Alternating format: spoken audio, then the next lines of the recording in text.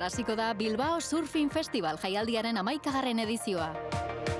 Ikusentzunezko 60 pieza proiektatuko dituzte. Haien artean, Philip Nat eta Miki Jamineren Gaza Surf Club filma.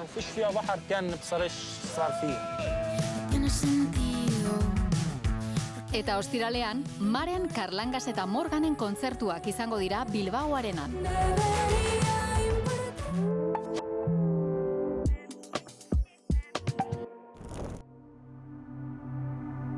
Maider Garaiok Diar proiektua sortu du Iruñeko Takonera Parkeko Oreinak ardatz harturik.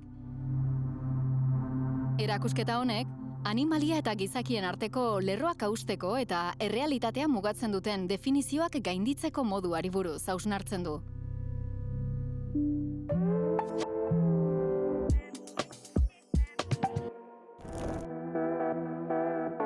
Zuaitz Gurrutxaga futbolari ohia, nortasun agiria ikuskizunaren biran dabil murgildurik. Aurreko lanetan bezala, bakarrizketa hau bizipen pertsonaletan oinarritzen da. Erabili izan du nik nolain ere bizia salbatzeko. Bikote erlazioa ustura bati euskaldun ona izateari edota tok gaitza pairatzeak sexu harremanetan duen eraginari buruz ariko da.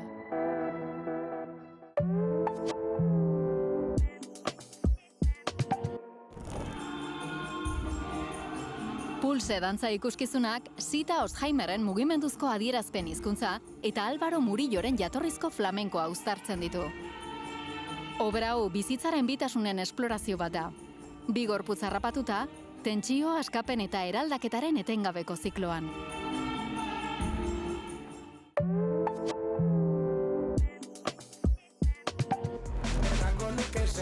Maruxak kolektiboak kontzertua eskainiko du Gasteizen.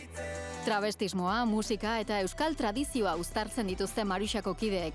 Folklorea ikuspegi queer, komunitario eta aldarrikatzaile batetik berreraikitzeko.